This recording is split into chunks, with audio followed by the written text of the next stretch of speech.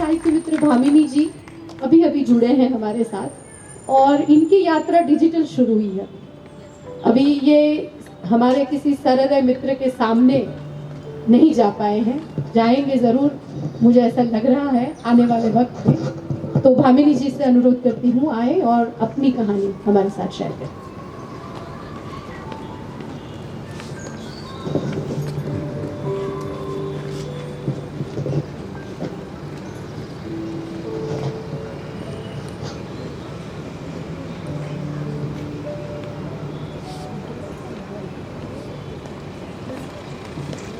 All the best. Microphone.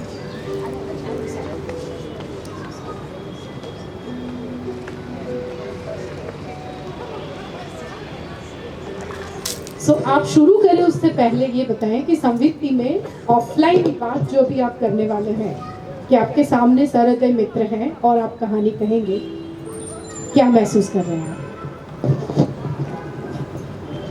जब मैं enter हुई ना मैम, तो मुझे बहुत डर लग रहा था। हिमांगिनी मैम का जो इंग्लिश स्पीकिंग कर रहे थे ना, तो उसी से पहले तो डर गए।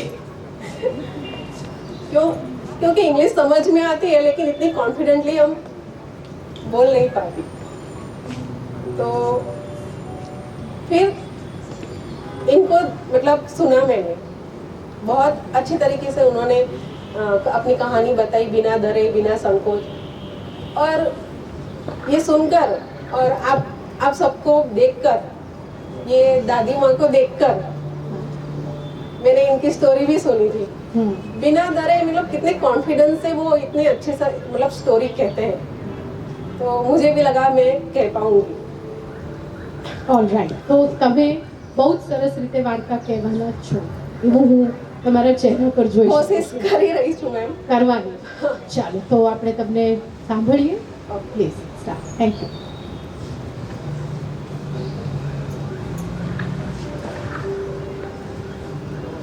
અહીંયા ઉપસ્થિત સૌને મારા જય શ્રી કૃષ્ણ. હું ભામિની પટેલ, સાહિત્ય મિત્ર. હમણાં 1 વર્ષથી જ હું સંવિતિ સાથે જોડાયેલી છું અને સંવિતિ સાથે જોડાવાનું એટલે મને એવું લાગે છે કે એ મારું ગુડ લક છે. સંવિતિ સાથે જોડાવું એ મારું ગુડ લક છે. સંવિતિ સાથે જોડાઈને હું સાહિત્ય સાથે જોડાઈ ગઈ અને એમાં આગળ વધતા વધતા મારા વિચારોને પણ નવી પાંખો મળી છે. મારા વિચારો બદલાયા છે. તો એના માટે સંવિતિની આખી ટીમને અને દર્શની મેડમને ખૂબ ખૂબ ધન્યવાદ મેડમ. આજની મારી વાર્તાનું નામ છે ફ્લાવર વેલી. ફ્લાવર વેલીના લેખિકા છે કુંદનિકા કાપડિયા. ફ્લાવર વેલી એક સ્વતંત્ર વિચાર ધરાવતી છોકરીની વાત છે જે આપણા બધામાં જ સમાયેલી છે. આ વાર્તામાં એક પ્રસંગ છે જે પ્રસંગ ક્યાંક અને કંઈક રીતે તો આપણે બધાએ જ અનુભવ કરેલો જ છે અને હું માનું છું કે આ પ્રસંગ દ્વારા તમે બધા જ તેની સાથે પોતાની જાતને જોડી શકશો. તો આપણે હું વાર્તા કહેવાની શરૂ કરું છું.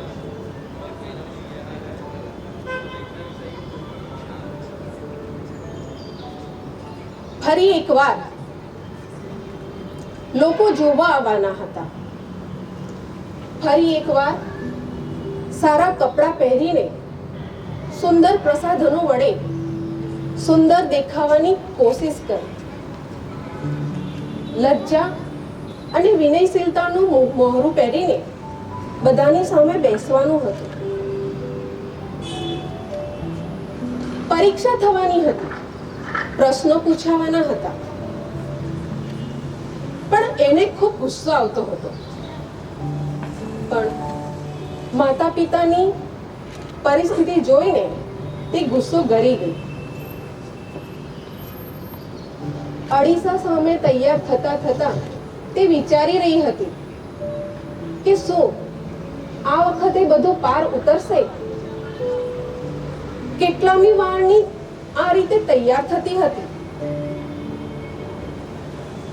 એને કશું ગમતું ન હતું. ઠીક,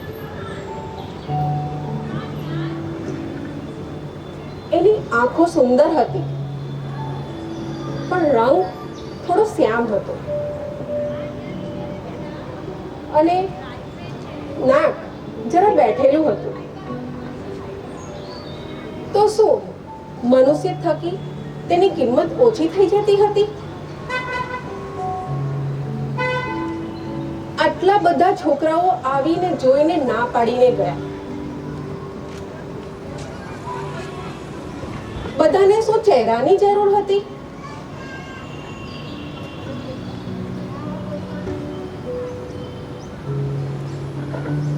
લોહી અને હાડમાસથી ભરેલી, જીવન ધબકતી અને જીવનમાં કંઈ કરવાની ઈચ્છા ધરાવતી વ્યક્તિની જરૂર ન હતી. અને એવામાં માનો અવાજ સંભળાય છે, લેખા તૈયાર થઈ ગઈ? અને જો હા, પેલી પીળી સાડી ના પહેરતી, એમાં તું વધારે શ્યામ લાગે છે, બીજી સાડી પહેરજે. લેખા નો હાથમાં ને હાથમાં જ કાંસકો રહી ગયો. તે વિચારવા લાગી, શું મને જોવા આવનાર છોકરાને તેના મા બાપે કે તેના ભાઈ બહેનોએ તેને કહ્યું હશે કે શું પહેરવું અને શું નહીં?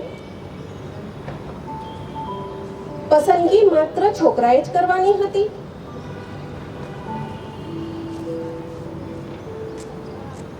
છોકરી કેમ છોકરાને જોવા જતી નથી? છોકરાઓ કેમ છોકરીને જોવા આવે છે? છોકરી કેમ પ્રશ્ન નથી કરતી? કેમ શરતો નથી કરતી? એવામાં એનો મોટો ભાઈ આવીને લેખાને કહેવા લાગે છે, લેખા, વાતચીત અને પ્રશ્ન પૂછવામાં આવે તો આડું તેડું કશું બોલતી નહીં, સમજી? લેખા કશું જ બોલતી નથી. પિતાજીને કેન્સર છે. ઘરની ઘણી સંપત્તિ ઘસાઈ ગઈ. ભાઈ ને મામૂલી નોકરી હતી. 3 બહેનો અને એકનો એક ભાઈ. 3 બહેનોને પરણાવવાની બાકી હતી. બધાના મન પર બોજો હતો. લેખાને હમણાં જ બીએડ કમ્પ્લીટ કર્યું હતું પણ એને સારી નોકરી મળતી ન હતી અને સામાન્ય નોકરી માટે પણ ઘણા ફાફા મારવા પડ્યા હતા. લેખાની ભાભી કહેવા લાગી કે સાસરીમાં જઈને નોકરી કરજો. ત્યારે માં કહેતી કે હું તો પ્રભુને પ્રાર્થના જ કરું છું કે તને પૈસાદાર સાસરું મળે કે જેથી નોકરી કરવી જ ન પડે. ત્યારે લેખા ક્યાં ચૂપ રહેવાની હતી? એ તરત જ બોલી, શું પૈસાદાર સાસરું હોય તોય શું? હું મારા આનંદ ખાતર, મારી આર્થિક સ્વતંત્રતા ખાતર અને મારી આવડતને પ્રગટ કરવા ખાતર નોકરી કરું પણ ખરી. આ સાંભળતા જ ભાભી તરત જ બોલ્યા, આવા વિચારો રાખશો ને તો ઘરે 1-2 દિવસમાં જ પાછા આવી જશો બેનબા. કયા ઘરે? શું પતિનું ઘર એ મારું ઘર નહીં? કાયદાથી એના પર હક ના થાય? એ તો વખત આવ્યે જ ખબર પડશે. લગ્ન એ ફૂલોની પથારી નથી. આમ કટાક્ષ કરીને ભાભી અંદર ચાલ્યા ગયા. લેખાની નાની બહેન દોડતી દોડતી આવીને કહેવા લાગી, પેલા લોકો આવ્યા, પેલા લોકો આવ્યા. એટલે માં ઝડપભેર આગલા રૂમમાં ગયા. ભાઈ બહાર નીકળતા પહેલા લેખાને કહેવા લાગ્યા, પ્લીઝ લેખા, તું સરખી રીતે જવાબ આપજે, કઈ પણ આડું તેડું ના બોલતી. લેખા ભાઈનો ચહેરો જોઈ રહી. ભાઈનો ચહેરો ચિંતિત હતો. ઘરમાં બધા લેખાને પરણાવવામાં ઉત્સુક હતા. થોડી ઔપચારિક વાત પત્યા સુધી લેખાએ અંદરના રૂમમાં જ રહેવાનું હતું અને પછી ચા નાસ્તો લઈને બહાર આવવાનું હતું. નાની બહેન આવી અને છેડો સરખો કરી ગઈ. ભાભીએ બેસ્ટ ઓફ લક કીધો અને લેખા ચા નાસ્તો લઈ બહાર આવે છે. બધાને ચા નાસ્તો આપે છે અને પછી શાંતપણે બેસી જાય છે. ભાઈ લેખાનો ચહેરો ચિંતિત નજરે જોયા કરે છે. વિચારે છે કે છોકરો તો સારો છે, પણ લેખા વિનયપૂર્વક વાત કરે તો સારું.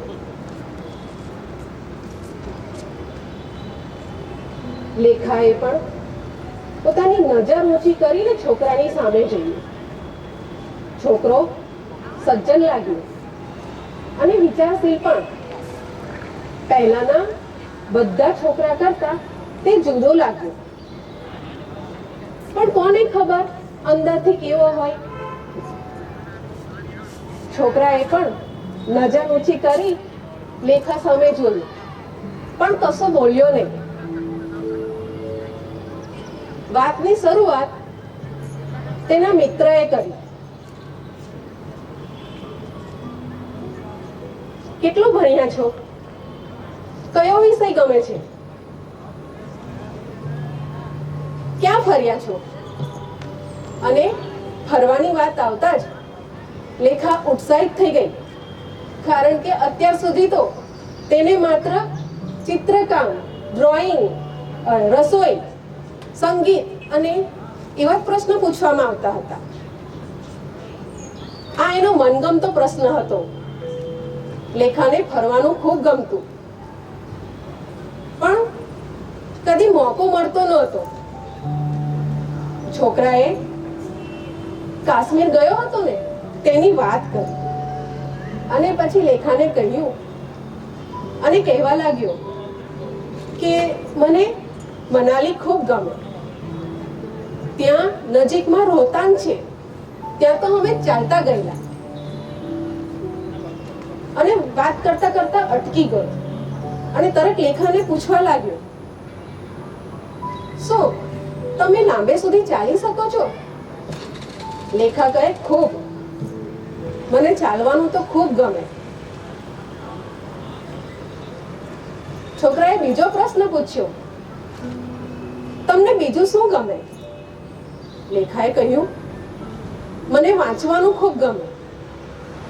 મારી આજુબાજુ ઘણી બધી પુસ્તકો પડી હોય એવું મને ખૂબ ગમે. છોકરાએ હસી મજાકમાં પૂછ્યું, બીજું શું ના ગમે?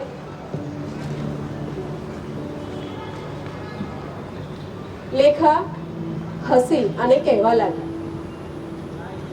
એક સાચી વાત કહું?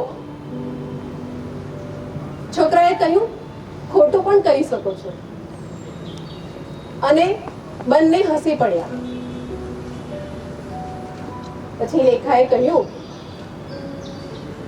કે આવી મુલાકાતોમાં બધા લોકો ઠાવકી વાતોની અપેક્ષા રાખતા હોય છે, પણ હું તમને સાચી વાત કહું ને તો કદાચ તમને નહીં ગમે. છોકરો કહે, પણ મને સાચી વાત કહે ને એ ખૂબ ગમે. ભાઈને અને માને થોડી હાસ થઈ. ભાઈએ થોડો ઊંડો શ્વાસ લીધો. લેખાએ કહ્યું, પૂછો ને. લેખાએ કહેવા લાગી, શું તમને સ્વતંત્ર વિચારવાળી સ્ત્રી ગમે કે પછી એકદમ આજ્ઞાંકિત થઈને રહે તેવી સ્ત્રી ગમે? માને થયું સત્યાનાશ, આટલો સારો છોકરો પણ હાથમાંથી જશે. હવે ભગવાન આ છોકરીને બુદ્ધિ આપે.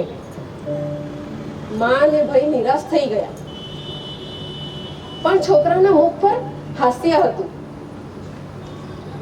છોકરો તરત જ બોલ્યો કે હું પણ તમને એક સાચી વાત કહું, મેં અત્યાર સુધી જેટલી પણ છોકરીઓ જોઈ હતી ને એ સાવ અસ્મિતા વગરની હતી.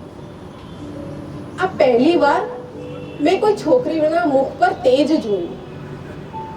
અને તમે પૂછો છો ને કે મને શું ગમે, તે હવે હું તમને કહું.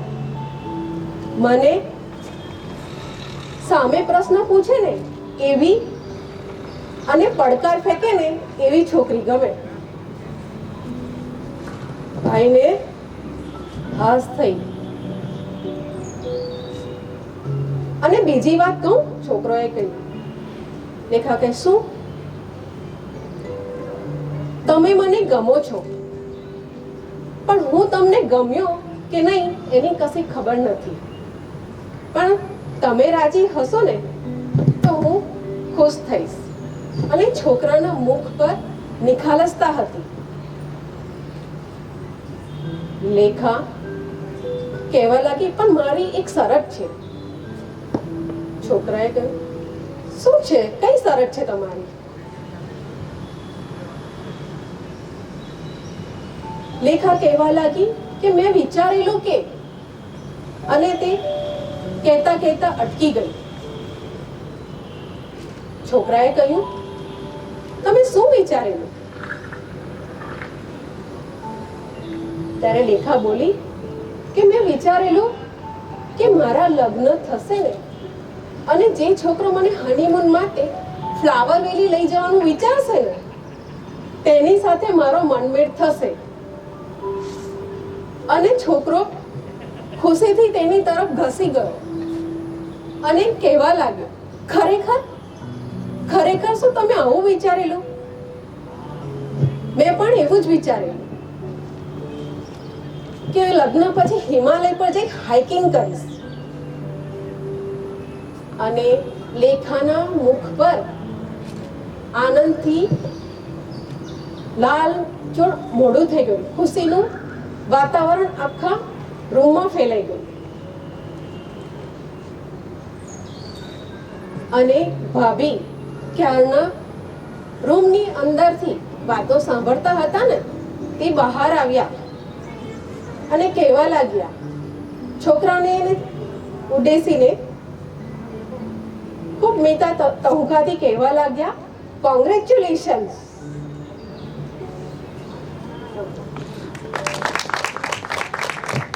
Congratulations thank you ma'am. To you too. કેવું લાગે છે પહેલું વાર્તાનું કથન કર્યા પછી? સરસ. થોડુંક ડગુમગું હતું પણ સારું લાગ્યું. અને અત્યાર સુધી મેં નાના બાળકોની સામે જ પરફોર્મન્સ કર્યું હતું.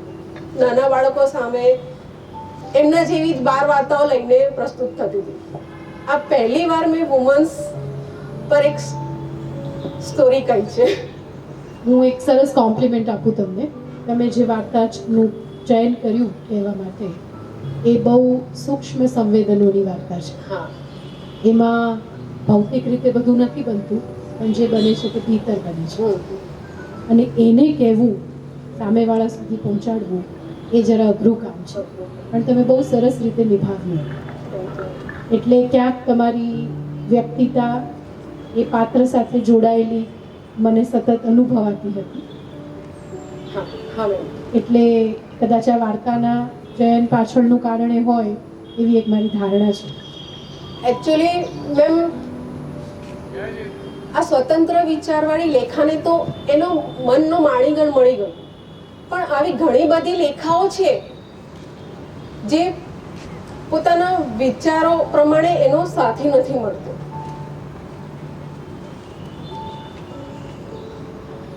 અને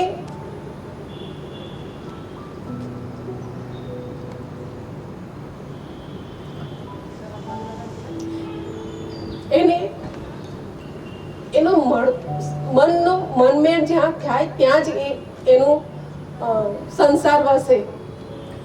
અને એ જો ના મળે તો એની ઘરમાં એને માન સન્માન ઘટી જાય છે, એની ઉંમર થઈ જાય,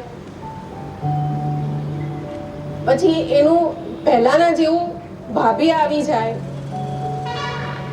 ત્યારે એનો એ હોદ્દો બદલાઈ જાય છે કે દીકરી છે, દીકરીને જન્મે ત્યારે તો લક્ષ્મી કહેવામાં આવે છે, પણ અમુક ઉંમર થયા પછી એ ખબર નહીં મા બાપ માટે, ભાઈ બહેનો માટે બોજ કેમ બની જાય છે. એ મારો એક પ્રશ્ન છે. અને છોકરી કઈ બોજ નથી હોતી. છોકરી તો એના માટે એનું મતલબ ઊભું કરી જ લે છે, એનું સાધન ઊભું કરી લે છે, ઇન્ડિપેન્ડન્ટ હોય છે, ઘરનો ખર્ચ ઉપાડી લે છે, પછી પણ એને ઘરમાં એટલું માન સન્માન કેમ નથી મળતું?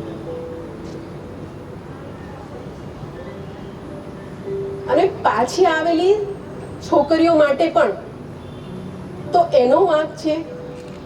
મારે આ પૂછવું છે. આ તમે વાર્તા દ્વારા પૂછી શકો. તમે એક વાર્તા લખી શકો, તમે કોઈ એક એ પાત્રની કલ્પના કરી શકો જે તમારા વિચારોમાં છે, અને તમે એને વર્ણવી શકો. એ પાત્રનું નામ શું આપશો? તમારી કલ્પનામાં જે સ્ત્રી છે એને શું નામ આપશો? સ્વતંત્ર વિચાર ધરાવતી, ઇન્ડિપેન્ડન્ટ અને પોતાના વિચારો કહેવામાં જરા પણ ડરતી નથી. શું નામ છે એનું? નામ નથી કહી શકતી. વિચારો ને, just I need the name.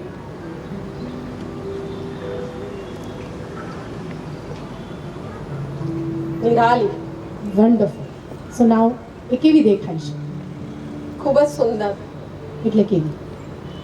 ખૂબ જ સુંદર, બધાને હેલ્પફુલ થાય એવી, કોઈનું દુઃખ જોઈ અને પોતે દુઃખી થાય એવી, અને નાના મોટા બધાને રિસ્પેક્ટ આપે એવી, ઘરની જિમ્મેદારી ઉપાડે એવી. એનો પરિવાર કેવો છે? પરિવાર પણ સારો છે. કોણ કોણ છે એના પરિવાર? ભાઈ છે, ભાભી છે, માં છે. તો વાર્તા શરૂ થઈ ગઈ ને તમારી? લખશો? નિરાલીની વાર્તા અમે સાંભળીશું હવે જ્યારે મળીએ ત્યારે. અને હું એક સરસ વાત આપ સૌની સાથે શેર કરું કે કુંદનિકાબેન કાપડિયા ગુજરાતી ભાષાના બહુ જ મહત્વના લેખિકા. સંવિત્તિ માટે એમને ખૂબ ભાવ હતો, અને સંવિત્તિમાં આવીને મહિલાઓ સાથે વાત કરવા તત્પર હતા. છેલ્લી મારી એમની સાથે ફોન પર વાત થઈ ત્યારે સરખું બોલી નહોતા શકતા, છતાં એ આ જ વાત મને કહ્યા કરતા હતા કે એ આવીને વાત કરવા માંગે છે. પણ મને અફસોસ છે કે ન આવી શક્યા, અને એમણે એમ કહ્યું કે તમે આવો છો, હું ન આવી શકી તો. એટલે મને એનો વધારે ઘેરો અફસોસ છે કે હું પણ ન જઈ શકી. પણ કુંદનિકાબેનને આ રીતે અહીંયા અનુભવીને મને બહુ આનંદ થયો. ક્યાંક એમને પણ આનંદ થયો હશે કે સંવિત્તિ સાથે જોડાવાનું એમનું જે મન હતું એ આ નિમિત્તે તમારા થકી, તમારા પહેલા પ્રયત્ને આટલું સરસ રીતે સાકાર થયું. So thank you so much, Bhamini Kim. It was amazing, and now you build your own stories. All right? Thank you so much. આપ સૌ જે બેઠા છો એમાં કોઈકને કાંઈ શેર કરવું હોય, જે કંઈ પણ એક્સપિરિયન્સ તમે અનુભવી રહ્યા છો કે જે કંઈ પણ તમારા મનમાં આ ક્ષણે આવે છે, તો યસ અમિત.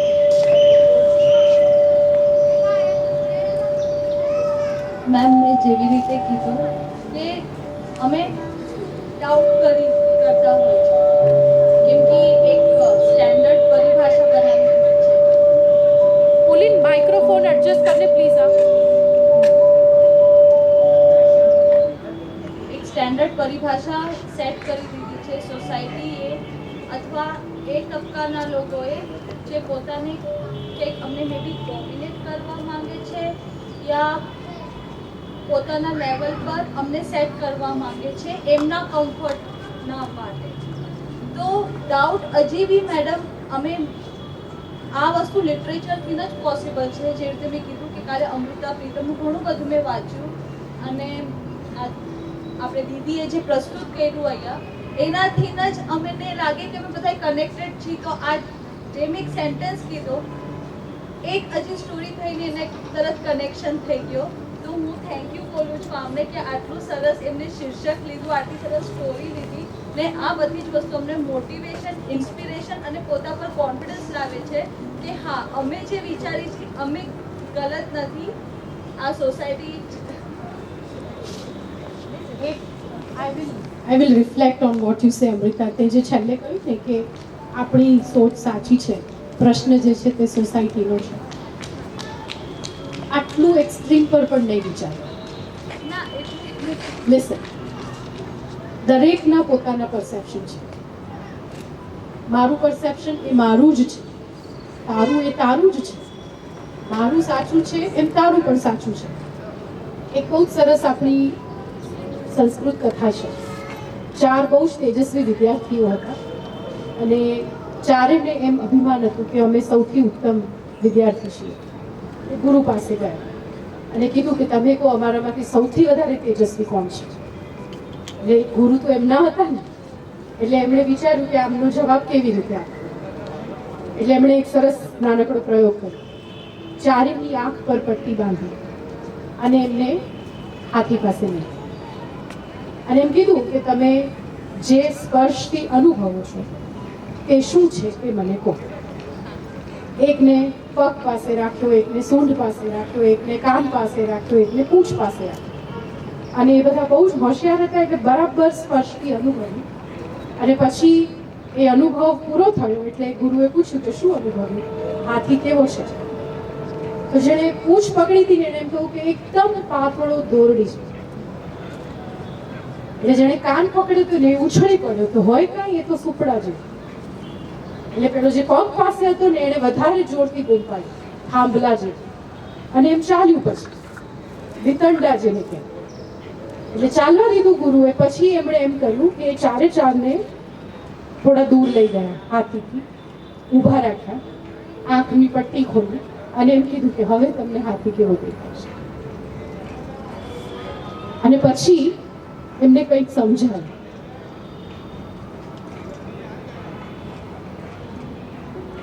Right?